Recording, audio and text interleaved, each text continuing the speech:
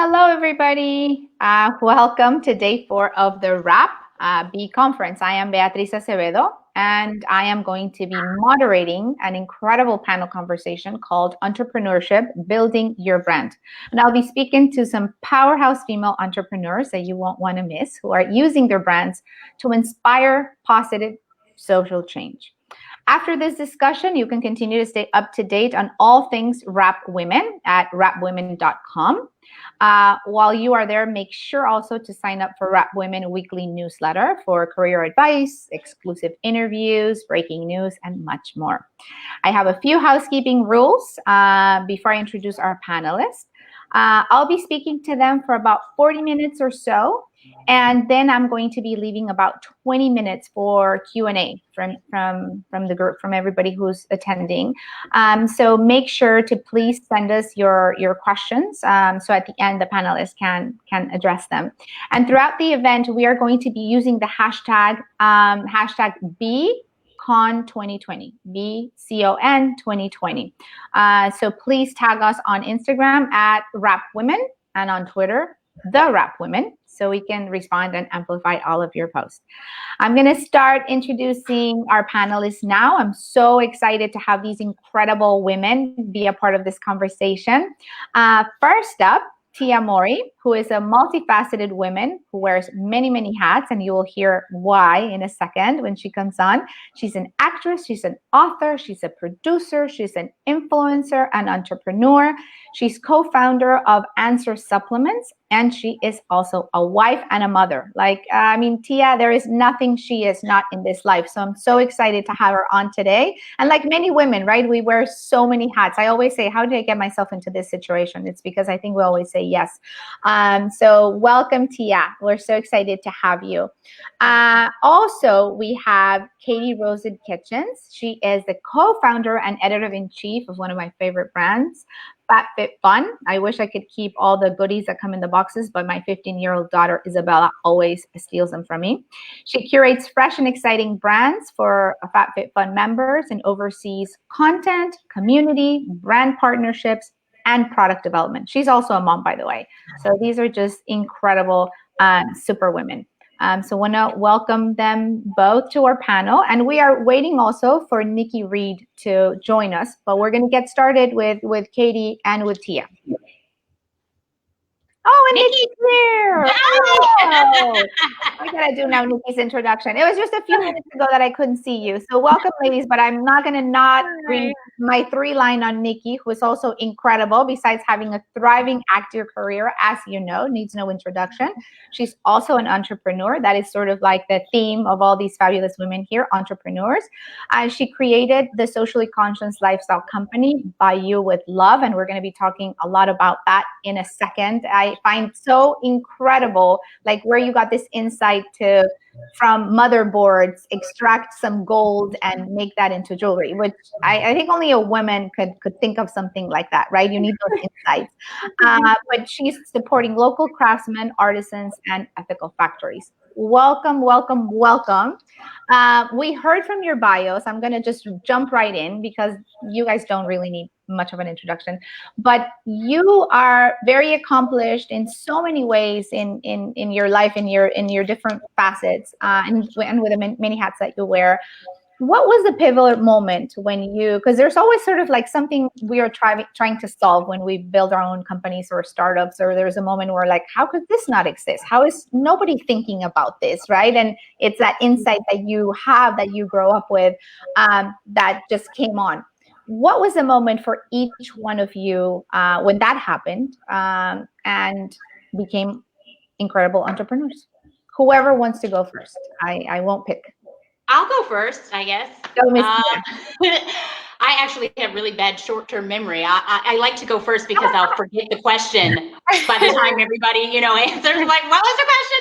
No, but I think for me, the pivotal moment when I decided that I wanted to be an entrepreneur would definitely have to be when social media started to just take off. And the reason why I say that is because, as an actress, and Nikki, you may agree with this, it's like you don't really know exactly who your audience is. You don't really know your brand, you're kind of fitting yourself into another brand, meaning if, I'm on a CW show, it's about the CW as opposed to, myself. So as we got social media, I start to really understand who my audience was, what they like, what they don't like, how old are they, what excites them, and just who they are. And that just got me really, really excited.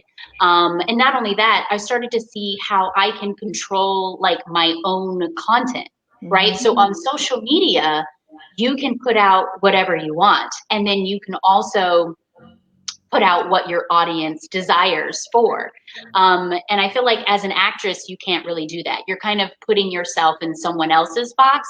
So when I started to see that and just started to engage and start to share my stories, and they started to share their stories, meaning this community that I've built, just on my social media platform, I wanted to inspire and I wanted to encourage and I wanted to help that community that I started to build. So I'm so grateful for, Twitter, Instagram.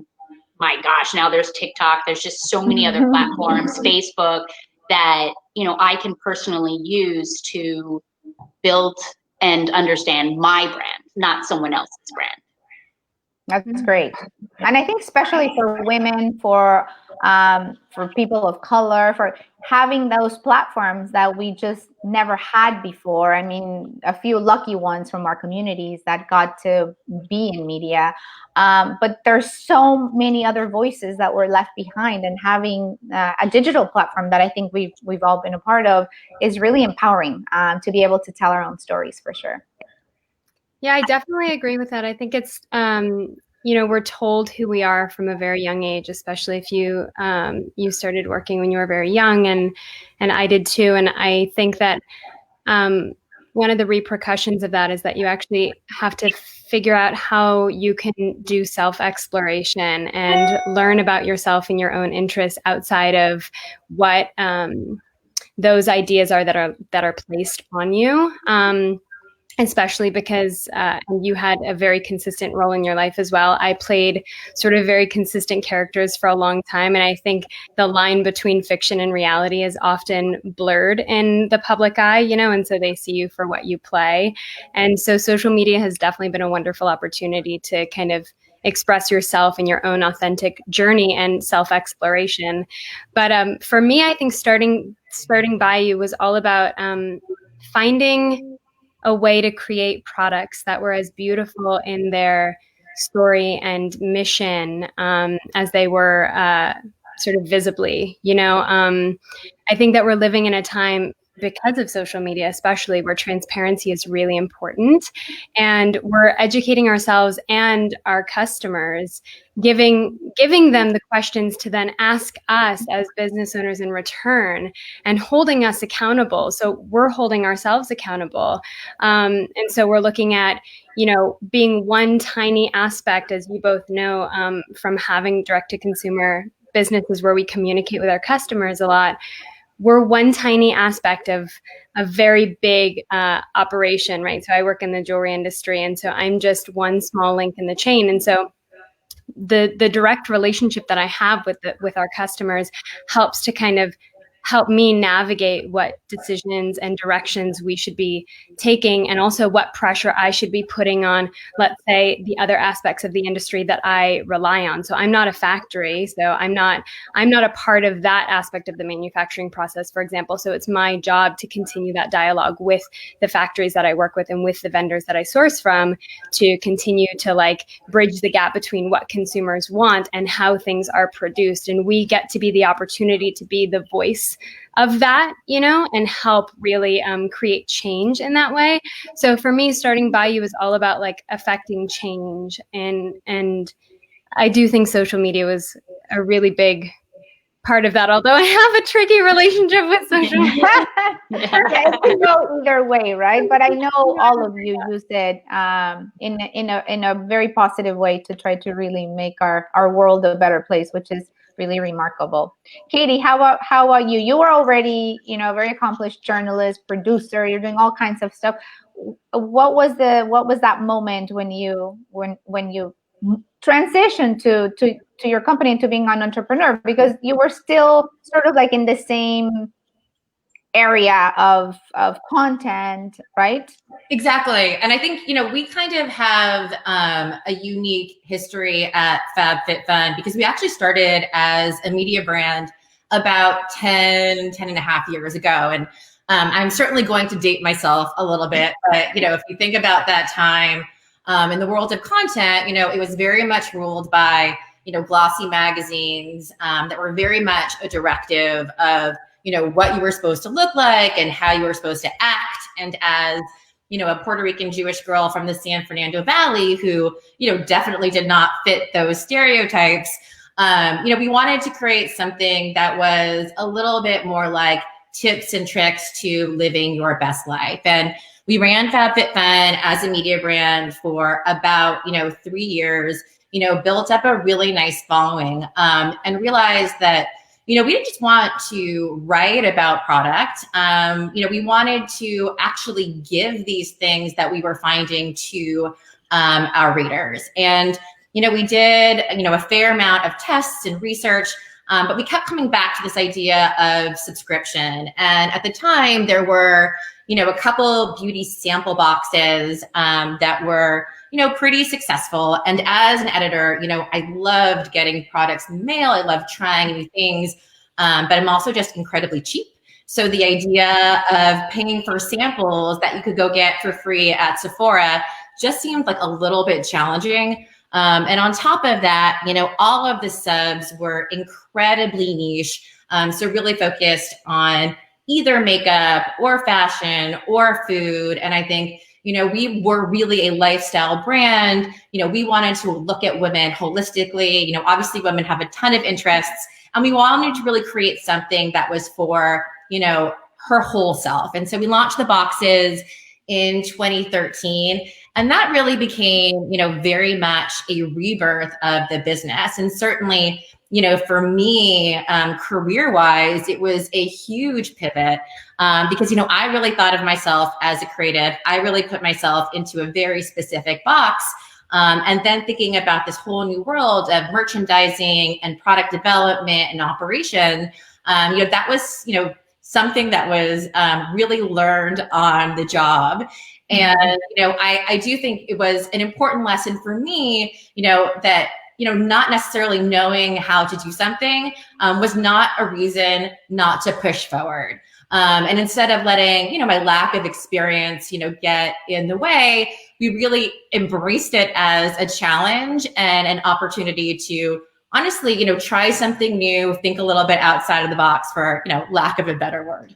No, that's such a perfect segue. And I think for a lot of us, women that have this thing of sometimes feeling this imposter syndrome, no, what? I don't think I could be a CEO. I don't think I could be a founder. I don't know much. Yesterday, I did a mentorship session here at the B conference.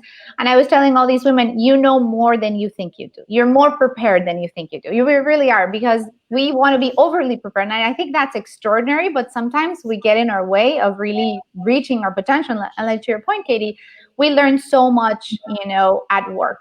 For me to be a tech founder, I was like, I don't know. I mean, I was a Mexican producer, a border girl. Like, I didn't even know what a Series A was, right? I was Googling the term in the middle of my VC meeting. Like, I didn't know. And yet, you learn and you go on. So I think it's very important that we don't get in our way, that we trust that what we're passionate about and pursue it. And it's okay to say, I don't know, and I'm going to learn and seek for mentorship, and that's all good.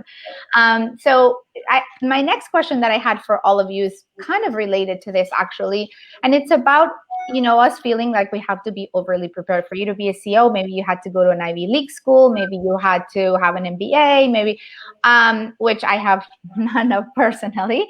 But what are the real important traits, and it's going to be different for all of you, that you think are highly important to being a good entrepreneur, at least in what you do or what you found? Like, what is it that you absolutely must have to be a good entrepreneur? Because we have a lot of people watching us now who want to be entrepreneurs, who now work at a 9-to-5 job, and they think about leaving and being entrepreneurs every single day, but they're like, do I have what it takes? For me, It's definitely not an MBA. It's definitely not an Ivy League school. It's definitely not that you have a track record as a successful CEO. But what is it to you guys? For me, I'll start first, although I'm not in the panel, but for me, it's always been like just passion and hustle, like I'm like, even if you don't have talent, I don't think I was ever born with like a very specific talent. There are people who are born with incredible talent since they're kids. You're like, oh my God, that kid's so talented. I had none of that, but I had hustle and I had passion. So for me, everything else is okay, but you have passion, you have hustle. How about for you guys? I mean, I'll start. Oh, you go ahead. I would just say, because I feel the same as you, Beatriz. And just as like a heads up, I was an English and sociology double major with a minor in art history, and apparently no intention of ever making any money. So I'm on that. But I do think, persistence is incredibly important. I think if you talk to any founder or entrepreneur, they'll tell you that that's true. And that, as you are building your idea, building your business, you are going to get a lot of no's. And there's going to be, people who are going to tell you why you can't do it. They're not going to understand your vision. But if you really believe in, your idea and stick with it, it will push you through to find that success. And, it can be really hard and it can feel really lonely, especially in the beginning. But I think that's why you just have to have, that persistence, a thick skin, and realize, you just can't take everything too personally. I have to agree with you guys. I mean, you've already touched on a lot of important things. For me, I mean, here I am, right? I'm an actress, and then I'm telling everybody that I love to cook and I want my own cooking show. I mean, to the average person, they will look at that and go, what? Like, have you gone to culinary school? Are you a chef? And no, I did not go to culinary school. And no, I am not a trained chef. But what I do have is exactly what you guys said, is passion for, food and just for cooking. And then also, just never giving up. You had mentioned, perseverance. I think that's perseverance and just also having that kind of hustle mentality and that hustling attitude of just never giving up and never quitting. I think that's important. But I think also within the entrepreneurial space, I think also what's important is, do you have a story? And what is your story? Because I think, a lot of people, they're so quick to have, ideas or, want to throw this out there, but you really, really have to have meaning behind what you're doing, and a personal story that's attached to whatever you want to put out there. You guys have kind of said it all. So one thing I would add to that is that I consider myself a lifelong student, and it's not, what you were just mentioning about, being an actress and then asking for your own cooking show. Sorry, it's so distracting. Now I'm like my mind became the main part of the feed. I really do feel like I'm a student in this life, and so while I might not have formal training and I didn't go to school for my current job position and I don't have a degree to back it up, and it sounds like you ladies come from a similar background, I still have the desire to learn. So I don't ever consider myself, and maybe this is just my approach and maybe it's the wrong approach, but I don't ever consider myself in sort of like an authoritative position, or like there's no like pyramid in my mind where there's like me and then the rest of the company or the business. I'm one aspect of the business. That's how I like to sort of approach business, because there's always more to learn. There's always more to do. And to me, starting a business means understanding every aspect of your company. So I don't feel like Bayou would have the success that it has. And by the way, that's also up for discussion, because clearly we are not, FabFitFun, and we're a growing business and we're making our way up. But I still feel like there's an element of success there for me. But I operate, I design, I'm a part of manufacturing. I'm a part of all accounting. I create product pages. I'm on the back end of the website. I'm learning coding. I shoot all the content, both digital, social media. I shoot everything myself. So I'm a part of like the creative and operations. And I think you ladies are too. And so for me, that makes me a student. You know, I'm constantly learning. When I have an extra hour, which is never, but somehow we find them because now there are 25 hours in the day, right, guys? That extra hour, I'm taking classes, I'm on master class, I'm reading and researching and learning and growing. And that to me is, I think the definition of an entrepreneur is somebody who still has the drive to learn. That's great. And you know, for everybody who is listening, you heard it from all of these ladies, right? There's no excuse to not, if you are passionate, if you are going to put in the work, you can do it too. You know, whatever it is that you set your mind to, it is. And we're not saying it's not great to have an MBA from an Ivy League school. If you also can swing that, that's amazing. But that should not prevent you from following your dreams and doing everything that you can.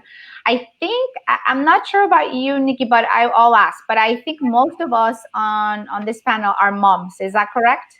Correct. Yeah, so that adds another level. Let's just throw that in. You know, we're in the middle of like a pandemic, an economic downturn, and then we're also homeschooling the kids. Even though their schools, Katie and I were talking about, they have their schedules, you still have to remind them, hey, did you log on to this? Hey, did you send this? So, you know, also because it's a whole other world, right? And when we have our offices and we go into work, you maybe disconnect for a bit, but now every morning that I wake up, I get the questions like, what's going to be for lunch, right? And what's going to be for dinner? And in the middle of your Zoom thing, and in the middle of like, who's taking so-and-so to the class? And, and you're like, my bedroom door just now, just in case. It's yeah. crazy. My kids love to see themselves on camera. So they infiltrate every single Zoom and they're blowing themselves kisses. And this is the New York. Yeah. So we're warning the audience. It could happen. Our kids might just show up, or my dog could just bark on the bottom of my feet now, keeping me company. But I mean, I don't love it when I get this question on a panel, but I'm still going to ask it because I just want to, one day I feel like somebody's going to have the perfect insight for me and I want to learn, just like Nikki, that's a lifelong learner. But you say, well, how do you do it? And like, how do you balance the thing? You're like, you don't, you're always, you're always feeling like, oh my God, I'm not enough mom, or I'm not enough hard work, or I'm not, I mean, what are your thoughts around that? I mean, I guess now that we stay home, at least Katie and I were saying we feel a little bit less guilty because we have a lot more of our kids and, you know, we're not traveling and we're not doing it. But it's tough. I mean, we don't want to lie to the women watching this who are moms. I mean, it's not easy, right? Like you still should follow it because you're passionate and you have a mission in life. But it adds a whole other level. And in the middle of the pandemic and everybody home, you know, even for me, my husband's upstairs and we have an open office. I'm like, please don't speak in the next hour. Like if you speak, you need to go to the bathroom. Right? Like if you can't be called. Like, oh my God, this is my house too. I'm like, I understand. I've had that conversation too. You are not alone. Yeah, like, you know, it's a whole other level. But would love to hear some of like just your stories. How you doing?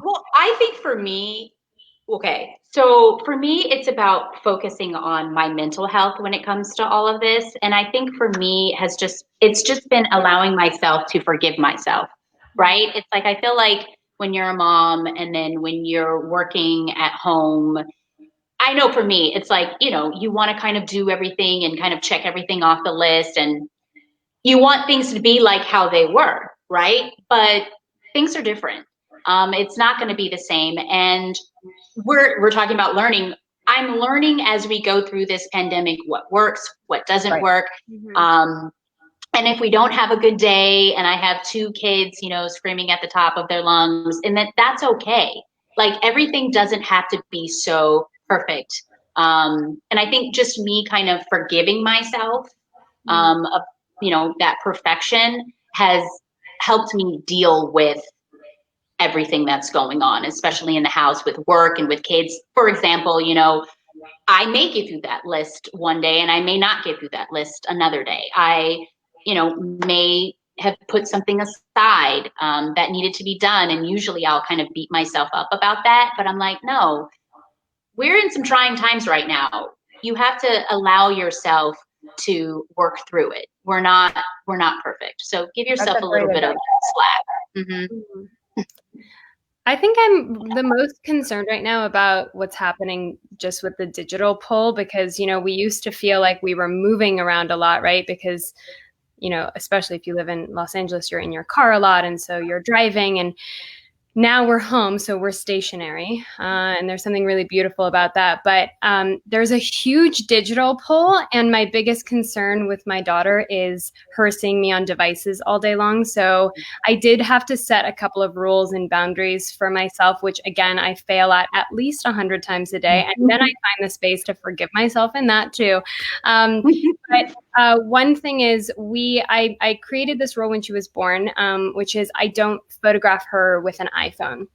And the reason for that is because I do think, just piggybacking off of what you said, Katie, kids do like to see their own reflection. I actually think on a deeper, psychological level, which we don't have to go into right now, there's something really interesting about how human beings like to see their own reflection, and then what that actually does to us internally. And I think that we're going to see studies in the next 10 years about what the iPhone actually did to children, and their own idea of their own perspective of who they are, and social media is playing into that too, and all that stuff. And so I just didn't want her, because we all want to take a million photos of our kids, and we all do. I didn't want her to see me just holding an iPhone in front of her face her whole life from birth on. So I only photograph her with a camera, just to avoid at least a little bit of that. That was one boundary I set for myself. And then I try, although it's hard, to separate work from, I've let my family know during this pandemic, especially,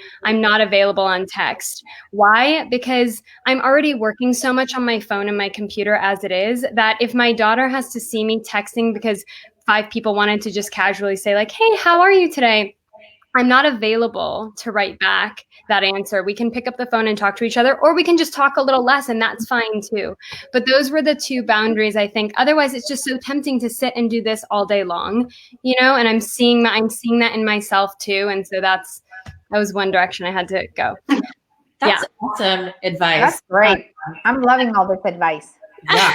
And to be fair, it's making me recognize, look, there is a huge fail that I think, I've experienced during this time, is that there's definitely been moments where my 4-year-old has said to me, hey, mommy, come play with me. It's okay. You can bring your computer. And that awareness on her part is it's really hard. And having that separation between, work and family and being in the moment is especially challenging, as we are all working from home. I think, for me, pre-COVID, the mom guilt was definitely real. And, I think, our sort of solution for that was just, getting help, right?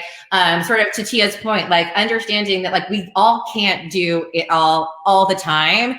And that expectation is so hard, especially for women. And we feel like we have to do everything. We have to make, all of the cookies for the bake sale and be on every Totally. And then at the same time, have the company actually successful. And so, whether it was my parents who do a wonderful job, helping me with the kids, my husband's also super hands-on, and also really investing in the talent pool at FabFitFun. I mean, 7 years ago, we ran really lean and mean, but, these days, we really invested in incredibly talented, experienced people who share the responsibilities and the workload, which allows us all to have a little bit more breathing room.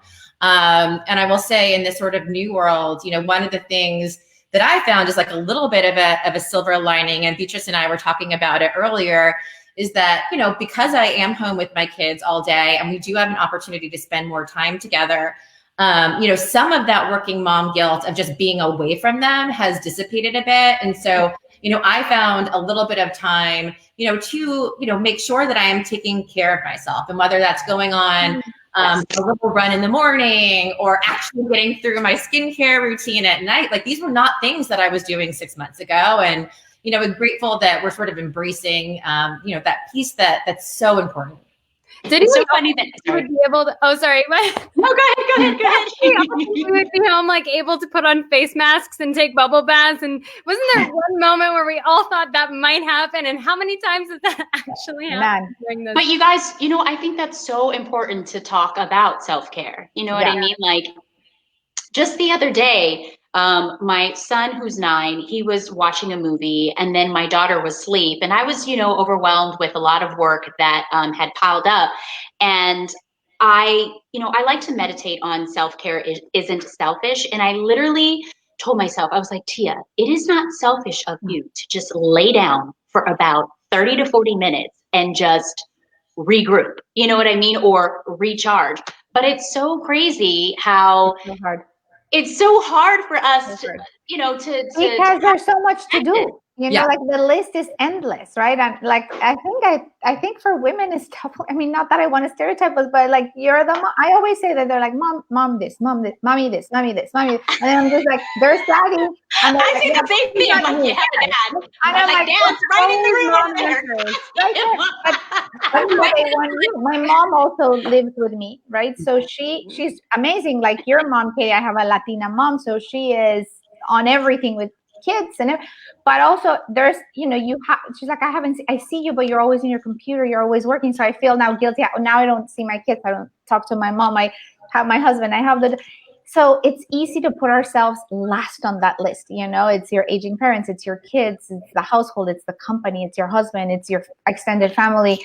So it's very hard to just be strict as we are with making it to this conference or making to any other meeting to say this is my time. And we have to do it. And I don't know what it is. I guess maybe hack our brain into saying, oh, we're going to be more productive. Oh, I try that. I'll be a better person, a better mom. But it's tough. It's very tough. Actually, it's very funny that you mentioned self-care, because we are going to go in a couple minutes to questions from the audience. But I have some specific questions for each of you, because you guys are doing such incredible things with your platforms. And one of my questions for Nikki specifically, because I read, all of your bios are very impressive. But as reading with Nikki, I was just thinking, at what time does this woman sleep, right? Because you have By You with Love. You're also an animal rights activist and an ambassador to the Humane Society. You head up a foundation that provides grants to people that can't afford their pet surgeries. You're also saving rhinos in South Africa and have a short film about this. And you're a founding member of the Thrive Market. And I was like, how does she do it all? Like, she's a superwoman. We think we're all very busy, but reading all of this, my question was exactly that. How do you schedule self-care? Like, how could you possibly do this? And being a mom. It's a good moment for just like honesty and like the transparency of hypocrisy. Like, I talk about self-care a lot, but I don't know that I actually apply it to myself as much as I need to, or it's like in ebbs and flows, right? Like sometimes I'm really into that and I'm like really into nurturing, and then that's a short-lived moment. And then, baby cries or like pasta's on the stove, and then one thing that was not mentioned in what you said, which is so sweet of you to read that. Maybe you ladies can relate as well, especially in the startup space.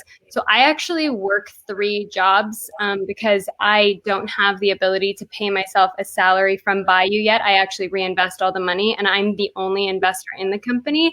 And so I work 2 other jobs aside from By You, which I work on full time, to be able to kind of pay for the rest of life to keep going, so that I can still grow this passion area. So I'm on the events coordination team for a hotel, and I spearhead all of their events that then circle back to the local artists and makers that we try to support in the shop, which is just sort of a tangible space for my company. It's like a physical location for all the artists that I like to support. We put on events bi-monthly for those artists. And then I'm on the marketing team. I'm an advisor for a baby food company as well. And so it's true. There is no time to sleep. And I think, ladies, if that's the message that we can like all continue to talk about openly, that at some point this has to come to a head.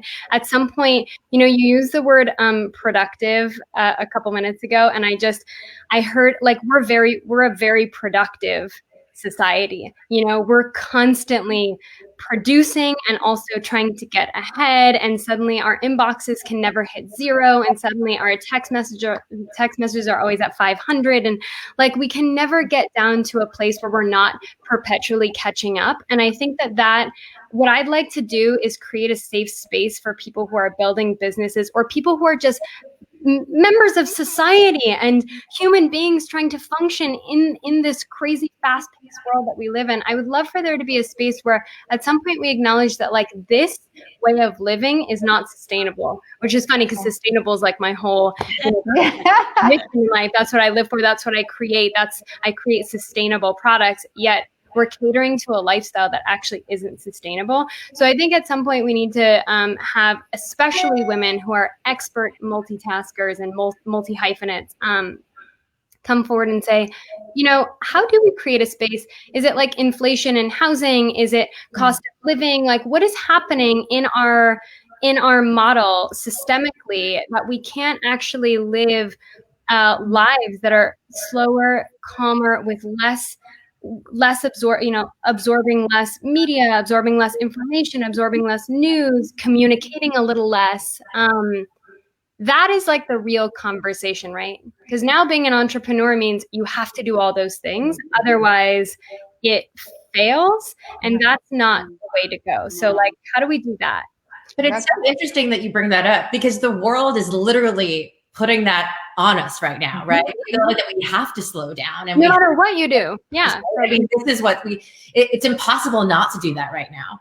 Yeah. I feel like what's helped me, because I'm telling you guys, I am a mean multitasker. I really am. But I learned the hard way, meaning I was go, go, go, go, go, go, go, go, go, go, go, go, go. And then my body finally said, no, no, no, no, no, no, no, no, no, no, no, no, no.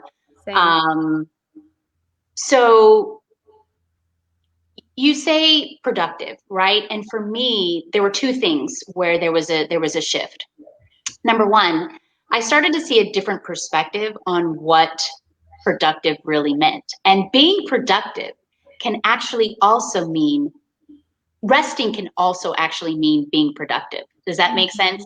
Because I think sometimes we have this perspective of being productive means go, go, go, go, go, but also being productive is taking care of yourself. And what really helped me was this quote: how can the goose lay the egg if the goose does not take care of herself? So the goose is you. The goose is the mom. Or the person. How can you be at your full potential if you do not take time out for yourself? So for me, it was about, and maybe that's where it starts. Yeah. It's changing our perspective and changing, do you know what I mean? Like, totally. How, in order for me to be the best mom and to be the best wife, be the best CEO, be the best entrepreneur, the list goes on and on, be the best sister. It's not selfish of me to say, you know what? I need time. I need to take care of myself. I don't need to always be out there. You know what I mean? Well, it ends up making you a better mom, a better wife, a better team leader. And, you know, I mean, to Nikki's point about having these conversations and why it's so important. I mean, especially right now, as, you know, we're looking towards the fall and, you know, the majority of schools are not going to reopen. And not gender stereotype, but the reality no public, no private. Responsibilities tend to fall on the mom's shoulders, right? That's, you know, maybe not intentionally, but that is, you know, sort of the typical state of affairs. And what that means then for working moms, you know, over the next 6, 9, 12 months, you know, these are issues that are going to continue and there's no foreseeable end in sight. And I think, you know, it can feel like so much pressure and that you're failing and that you don't want to sort of talk about it because it feels like a failure. But without these discussions, we aren't going to be able to find the solutions. No. Yeah. No, this is incredible. I mean, I've learned so much from this. I'm so excited. I'm like, yes, like I need to have this mindset that I usually don't and leave the guilt. I love the part of forgiving yourself. Like, you know what, it is what it is. It's okay. I did my best, and that's all I can really do. I'm trying to be mindful of time because this could have been our whole hour. We have to tell Sharon that next year we got to do one on just this. We have about 15 minutes. I still don't see many questions from the audience, so I do want to get into at least one very specific question for each of you for around your companies, because I know you're doing incredible stuff. And Nikki, I barely touched on it at the beginning. When I was saying I was so impressed, like how did you even have this insight to utilize like old technology hardware to, create a jewelry line, which I think is fantastic. Love to hear a little bit about that and how we can support this brand, because it sounds incredible. I was like, where do I buy this jewelry? What can I do? Like talk a little bit about that. And also please do the plug of how we can support you. Thank you. So I make engagement rings. I make fine jewelry, but specifically engagement rings. And everything is made from recycled materials, recycled gold, and specifically for our bridal, recycled gold from technology. So gold is actually found in the motherboards of computers, which I was not aware of until I was approached by Dell, tech company Dell, where they explained sort of their own sustainability mission and how that was a part of their supply chain. And so we formed a partnership, which now that was a couple of years ago. So we've continued as a company sourcing that gold outside of that partnership. But the idea, I think, is to create pieces that, live for a lifetime. So, now with the world of fast fashion, but not just fast fashion, how our whole lives operate, right? We're constantly taken advantage of, I think, by the marketplace, targeting with ads and purchasing and more and faster. And so I think my desire was to create products that had lifetime value and meaning. And I love the idea of an heirloom. And I think gold was a really great place to sort of introduce sustainability to people who weren't familiar with it, because gold is gold no matter where it comes from. And so we might as well start thinking outside the box and sourcing that elsewhere without, the environmental impact and toll. So that was really interesting to me. Right now, everything is sold. We're direct to consumer business. So bayouwithlove.com, and it's BAYOU, like the body of water, like the Louisiana Bayou. Awesome. Thank you so much. I can't wait to check it out. I'm so excited. On the sustainability thing really quickly, Katie, so just really quickly, sorry, but I'm really a believer in cross-pollinating and, like I was saying before, merging. And so what I think is interesting about all of us sitting here is that we might work in different areas, but there are ways to kind of merge and not act as islands, right? Because we don't actually accomplish anything, I think, in business or as a society when we act as islands. It's about coming together, especially as women. It's about sharing resources, sharing information. And I meant to say this earlier. It's about community when you were talking about entrepreneurs and what entrepreneurs can add. It's about community. And now we have this vast network of women where we can share our resources and pool together. And I know that, Katie, we've actually been in business in the past, which is really exciting. And it's interesting because, in a sense, FabFitFun is quite different from what Bayou is doing, right? We're talking about slow production and one piece for a lifetime, and you're a subscription-based box. And so it's about introducing, more products to people in that mindset.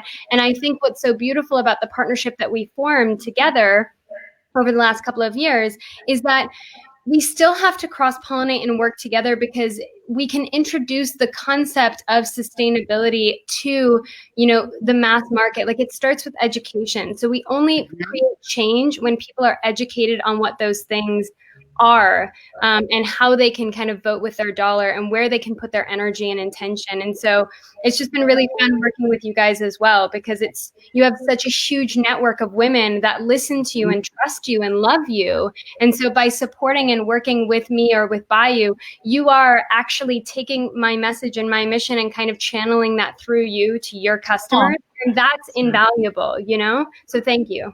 Incredibly sweet. But I mean, look, that is one of sort of our core values at FabFitFun, is being able to find these really interesting, unique brands and tell their stories. My passion was never really about, sending people stuff in a box, but it really is bringing the brand stories to life and, providing our members an opportunity to try things that, hopefully can, make their lives better in some way. But whether it's female founders, brands led or, founded by people of color, that's always been a really integral part of why we get to work with such interesting brands like yours. Well, here's Answer over here. Yeah. Answer. Hey, Katie, before I move on to Tia, I know you have some hot news off the press on how you are planning to become a greener company. Can you just share a couple minutes? I know we have questions from the audience waiting, but I don't want to not give this total exclusive to people watching. Amazing. And honestly, inspired by brands like Nikki's, sustainability, has been on our minds for a while. We really do listen to our members, and, they've asked us to, try and make strides in this area. And so we're really excited to announce that this fall, for the first time ever, we are moving into a 100% recycled craft paper box. Awesome. It's something that we've been trying to do for a while, but for us, we really think of the box as a work of art. We curate artists all year to create these really, beautiful introductions to FabFitFun. We want you to get excited when it arrives on your doorstep, but printing on craft paper has been really challenging. And, with some new strides in printing, we've been able to sort of bridge the beauty and aesthetic with this more sustainable version. And it's really crazy. I mean, with just looking at fall, that change will mean that we're, saving over 30,000 trees. We don't have That's amazing. 100 million gallons of water. So just, these are small steps, but really excited to keep, pushing forward. But that's a perfect example of when people say like, well, what could I do to save the planet? Like, well, look, just by making a small change, that definitely triggers something bigger. I'm sorry I interrupted you, Nikki. Oh, I'm so happy and so excited for you. And I was incremental change really needs to be applauded. Also, that's a huge step. I'm not saying that that's incremental. That's actually really major. And I also know how challenging it can be to take steps when something is already established, like your box, like your packaging, to actually go back and start from square one. That's huge, and people don't realize what a big deal that is within a company. So like, hats off to you. That's amazing. But I hear that a lot from really big established brands. When I have conversations with them, they say, I'm afraid to take those steps, or I'm afraid to try something because I don't want to be out there and be like the guinea pig, or like the laughing stock of like, people are going to criticize, oh, you're doing this, but you're not doing this right. And you know what? That's just a part of owning a brand.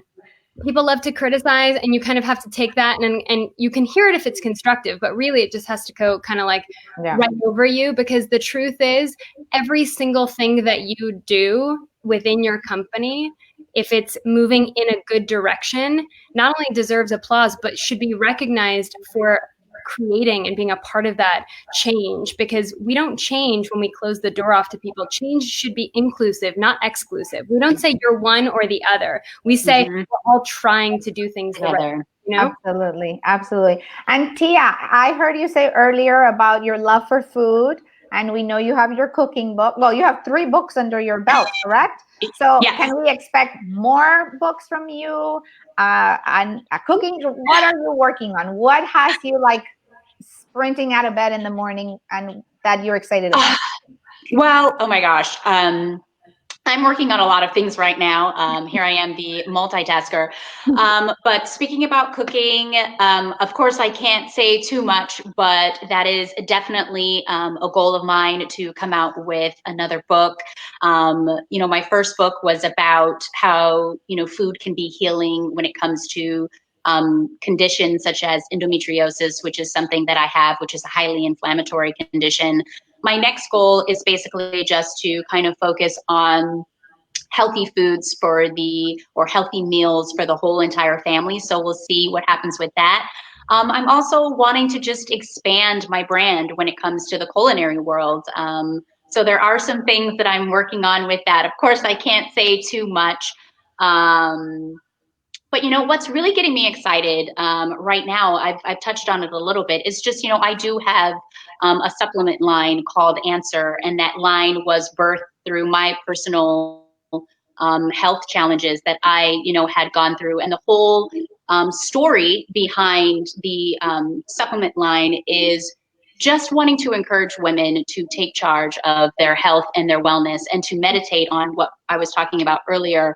I always say we have this hashtag over at Answer is self-care isn't selfish. So I'm just really passionate about, you mentioned all of us about educating the masses out there, bringing some sort of awareness, especially with women of color and diversity, because within the wellness space, when I was on my own personal journey, I did not see women of color being represented at all when it came to health and wellness and supplements.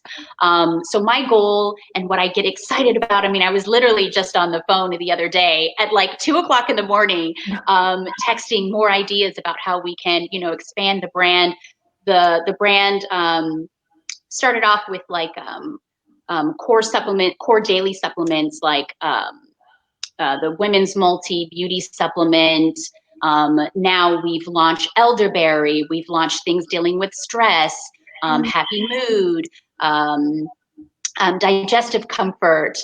Now in the next few weeks, we're going to be launching elderberry gummies, vitamin D gummies, vitamin C gummies, and supplements that just help with immunity.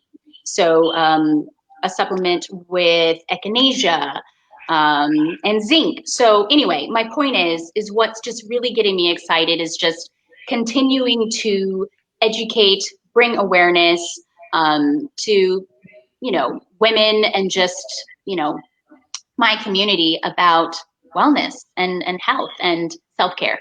So that's amazing. I love everything that you guys are doing. And I know the audience is so anxious for questions. I apologize because I've almost taken the entire hour, but I'm ready. I think they're going to be putting them in the chat. So I won't ask any more questions and we'll let the audience ask theirs. And Tia, we'll talk soon about getting together. Okay. Okay. Okay. Should I read them, or you guys could read them, or how should we do it? That's a great question. Okay, well, there's one up on our screen from Alexandra Vela that says, how do you balance generating content for social media and being engaged with customers while keeping the negativity there is in social media? Right, that's a great question. Mm-hmm. Gosh, how do you... Whoever deals with negativity could answer it. Maybe not everybody does, and people just say we love you, and that's awesome. Especially when it comes to the brand, we really don't deal with a lot of negativity so far, knock on wood. But if I were to give any advice, I think that, if there were some sort of negativity that came up on your feed, social media, I would always say,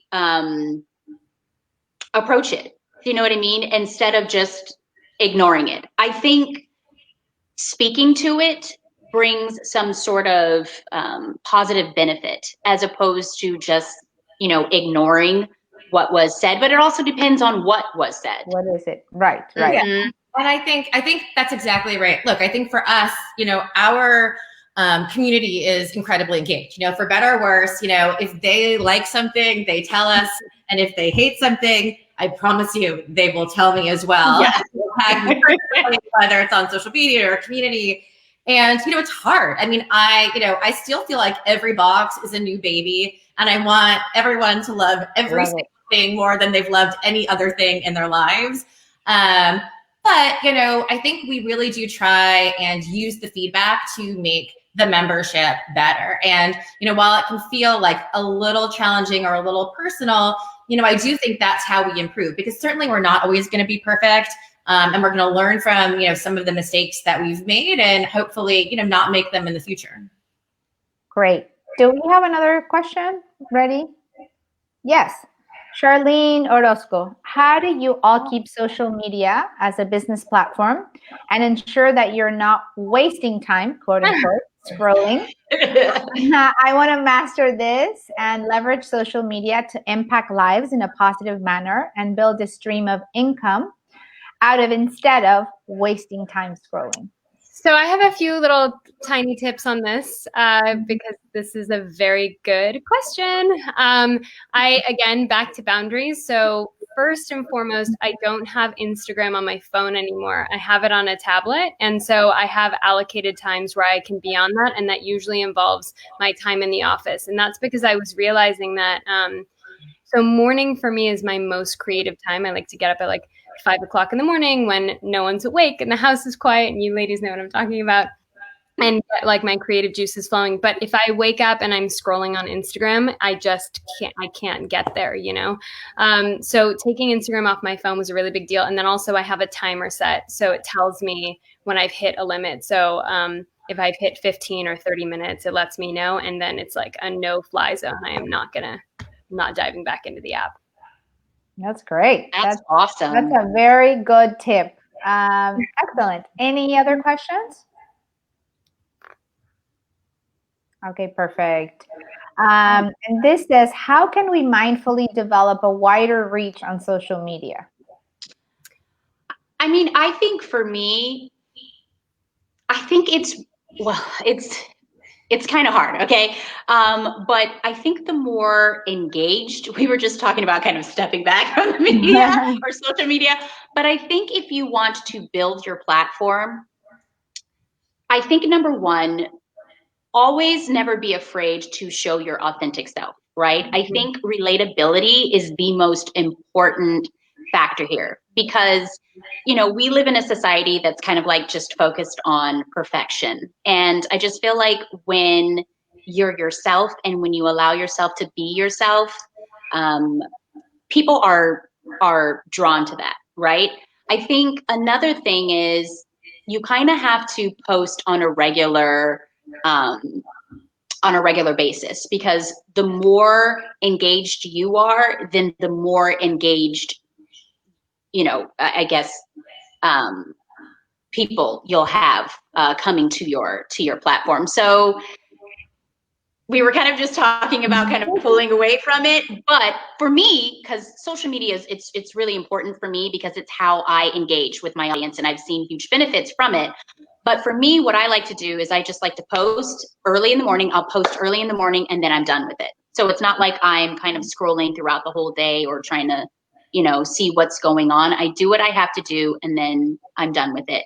But I think the biggest advice I would say is just, you know, never be afraid to kind of really show what you're going through mentally, physically, and just be yourself. So. I love that. I think that's so true. And Katie, you and I have had this conversation on other panels where we're like, listen, the life of an entrepreneur is not as glamorous as it seems on your Instagram feed. Precisely, right? Where everything's like raising more money, close this new deal, do this. And then like you're dying inside with so many things. I'm not sleeping. I'm not taking care of myself. So we're like, I love that idea. It's okay. Like the more authentic and the more real that you are, works. And I've seen it with talking about food. I have a really close friend. She's on the Food Network. She's called Marcela Valladolid. She's fantastic, based out of San Diego. And the pictures that she posts with like dark circles, the tooth flying, like those are the ones that have the most engagement. Like people love that, right? Like her doing the gardening and just like looking like hell. And I mean, she's beautiful. She never looks like but she's amazing. And people love that. Like that. Your authentic self comes out and they're like, oh my God, I can relate to this woman, right? Like she's like me. She's not perfect. She doesn't raise money every day. Her life is not just like that perfection of the Instagram feed of the perfect picture, the perfect selfie, or the perfect life. And it's not real. And to your point, Nikki, earlier, it's not sustainable, right? Like that life, is not real. I mean, look, and I think it's still hard for most of us. I mean, this is literally the 5 feet of space of my house that's not covered in goldfish crackers and yogurt, right? But this is what I'm putting out into the world today.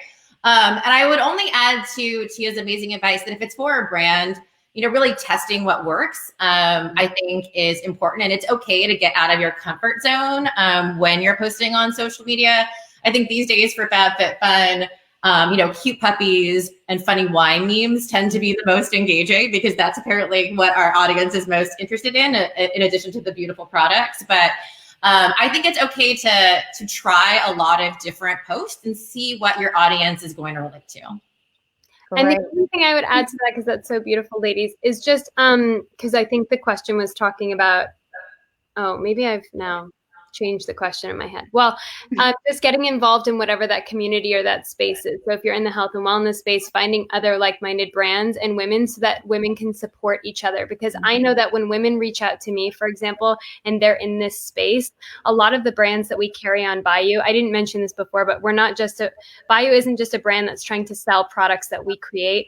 Part of my mission and goal is to actually use my platform to be a channel for other women to showcase their beautiful work, because they're working hard too to run a sustainable, ethical, conscious business and deserve to have whatever channel it is that I maybe happen to have. And so I think a lot of the brands that we carry, I've met just because of social media, people reaching out to me saying, hey, we love what you're doing. Can we create together? Or me finding and discovering other female founded companies that have the same kind of moral compass and then reaching out to them and saying, I would love to collaborate. So it's about, again, like the theme of community, cross-pollinating, collaboration. Well, this is a perfect way to end. It was such a pleasure to meet you both, Tia and Nikki. Always great to see you, Katie. Thank you to our audience. Thank you for all your great questions. I know there were more, but maybe next year we tell Sharon to give us 90 minutes instead of 60. I don't know if anybody just wants to say a quick goodbye, but please follow all of these incredible brands and ladies, and we do need to support each other. That is the whole purpose of being together in conferences like this, to build community, to build our own power. Just always very excited and a pleasure to be in the company of women like you all. Thanks, Chris. Yay! Who runs the world, girl? Exactly. Yeah, let's talk offline. And one last thing, because I think we have a gift bag for people who are enrolled in the conference and we get goodies from, I don't know if the moderator gets I'm hoping. If not, we gotta talk to Sharon about this. But for those of you who have the B Conference All Access Pass, make sure to check out your virtual gift bag. I've never gotten a virtual gift bag. This is the first to me. At the end of this conference, for some great promo codes for all these 3 amazing brands. I can't wait. So thank you all for supporting, and thank you for those amazing codes that we get, hopefully. Thank you. Thanks for having us. Thank you. Bye, guys. Bye. Thanks for joining.